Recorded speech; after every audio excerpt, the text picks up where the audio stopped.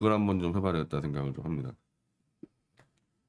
그리고 어제 이 미디어치 이 한국대만 국교 정상화 3주 3회 이 행사가 있었는데 이 코로나 때문에 지난해도 그렇고 어제도 그렇고 뭐 정상적인 행사가 안 됐어요. 이게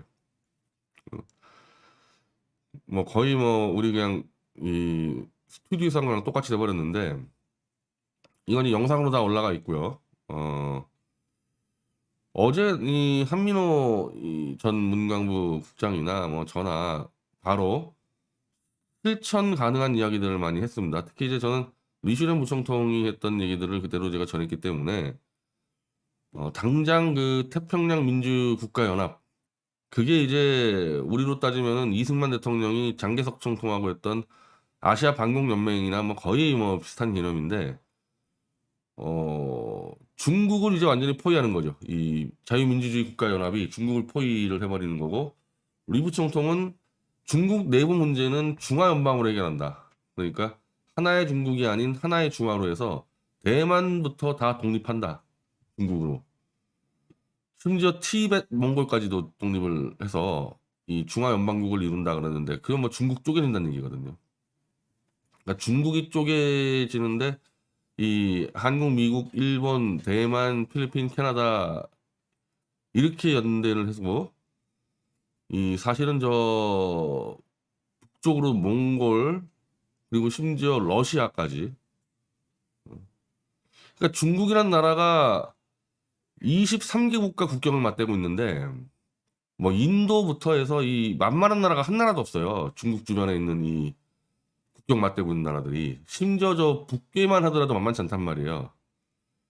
그러니까 저 나라가 이미 장래성이 없는 게 23개 국가 맞대고 있는데 이게 하나같이 다 이 무시무시한 나라들이기 때문에 저거 언젠가 한 방 터지면 저거 그냥 무너지는 거거든요. 그러니까 그걸 이제 미국이 주도하는 게 인도태평양 전략에서 주로 이제 이른바 동북아하고 남쪽을 쳐서 끝내겠다는 발상이지 않습니까, 이게. 여기서 더 나가버리면은 사실 이 중국을 접경하고 있는 23개국 국가연합이 탄생할 수가 있는 건데, 그럼 23개 국가들이 중국을 쪼개먹는 거죠. 그래서 사실 이 중국에 의해서 가장 두려워하는 이 지역이 이 만주 지역, 얘 만주 지역하고 대만하고 이렇게 맞붙어 있는 복건성 지역이랑 몽골하고 맞붙어 있는 내몽골 지역이거든요. 강력한 독립국가들이 있기 때문에 그거는 잘못하면 그냥 먹히는 수가 있어서 이 중에 하나만 흔들리면 다 흔들린다는 거죠. 그 사실 이제 우리는 이제 국제 정치를 그런 식으로 해나가야 되는데 제가 지금 최근에 국제 정치를 거의 안 봐요.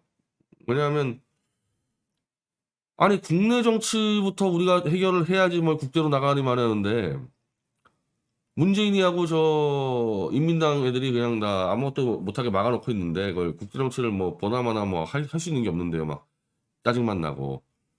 간만에 어제 국제 정치 이제 컨퍼런스 한 건데 제가 어제 이 현장에서 그랬습니다. 이거 이 최대집 후보만 대통령 만들면은 지금 리슈렌 부총통이 얘기한 거 한민호 국장이 얘기한 거 바로 실천된다.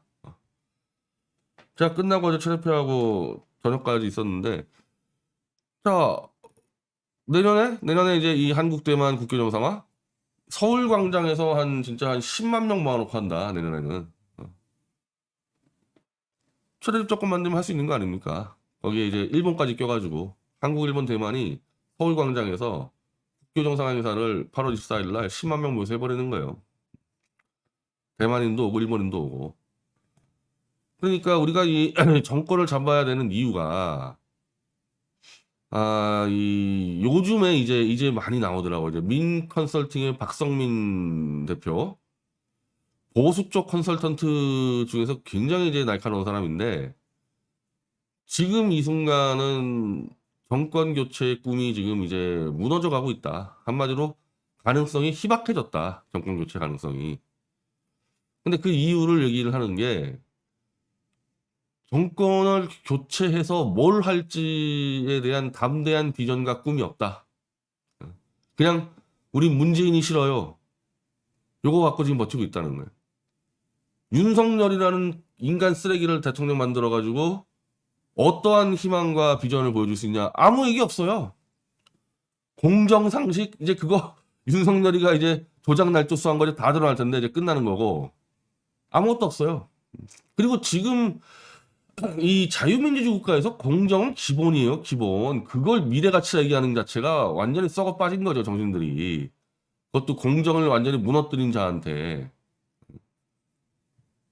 그딴 거 내세우고 있으니까 교체를 하려면은 문재인이는 도저히 못하는 것들에 이 박성민 씨는 이제 오바마를 얘기를 하는데 오바마도 사기꾼이죠. 뭐 사기꾼인데 어쨌든 오바마는 그 당시에 뭐 이렇게 얘기했다는 거예요. 오바마는 뭐 사기꾼이 아주 농후한 발언인데 네가 대통령 되면은 뭐가 차이가 있냐 다른 사람하고 했었을 때 오바마는 내가 대통령 되면은 전 세계의 흑인 뭐 아랍인 뭐 누구든 유색 인종들이 미국을 다르게 볼 거다. 내가 대통령 당선되는 거 하나만으로도 전 세계인들이 미국을 다르게 볼 거다. 근데 지금 보면 이제 그자가 사기꾼이라는 게 우리가 알고 있지만은 그 당시에 미국 상황은 이 부시 정권의 이 피로감 때문에 이제 전 세계에서 그냥 미국하면 막 짜증내는 상태였거든요. 계속 그 이라크 뒤진다고 막 설치면서 뭐 유가를 올려놓고 또 본인들이 그 금융관리 잘못해가지고 금융위기 초래하고 그래서 전 세계가 그냥 미국을 짜증내고 있을 때였단 말이에요. 그래서 대부분의 사람들이 아 좀 바꾸자 했는데 이제 오바마가 딱 튀어나가서 사실 웃기는 얘기죠. 자기가 흑인이라 해가지고 흑인이 대통령 된다 해서 그걸 다르게 봐서 뭐가 의미가 있는지 한마디로 사기성 농후한 발언이지만 지금 박성민 씨는 최소한 그거는 미국 국민들의 감정을 때렸다, 감성을. 아, 오바마가 되면은 전 세계인들이 다시 미국을 다시 보겠구나. 딱 왔다는 거예요. 지금 윤석열이라 된다거나 최재형이 된다거나 뭐가 이 비전 희망이 있습니까? 아, 똑같지 뭐. 내가 장담하는데 윤석열이고 최재형이고 대통령 되는 순간에 3개월 안에 탄핵당해요. 어차피 저 문재인 쪽이 180석을 쥐고 있고 이쪽에 인민당 놈들은 언제 어느 때고 절로 넘어가서 탄핵에 주도할 수 있는 놈들 한 번 배신이 어렵지 뭐 한 번 배신한 놈들이 박 대통령도 뒤통수 친 놈들이 윤석열 뒤통수 안 치겠어요? 뻔하죠.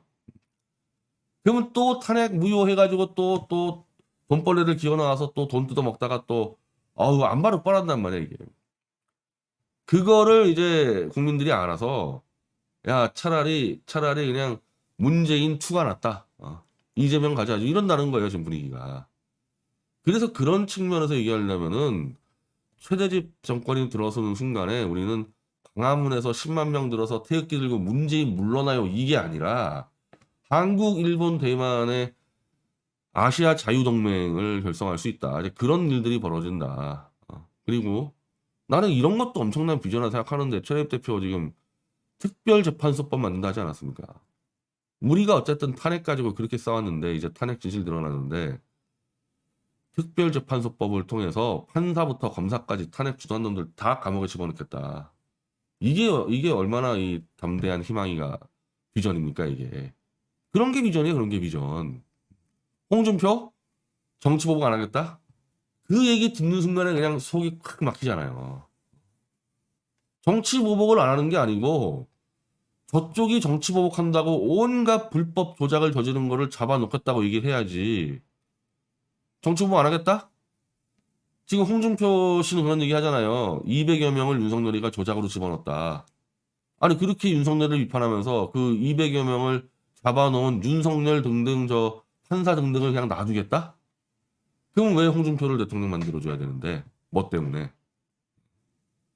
그래서 이런 부분들에서 이제 최대희 후보가 아마 조만간에 큰 차별화가 될 겁니다. 이 다른 떨거지들하고는.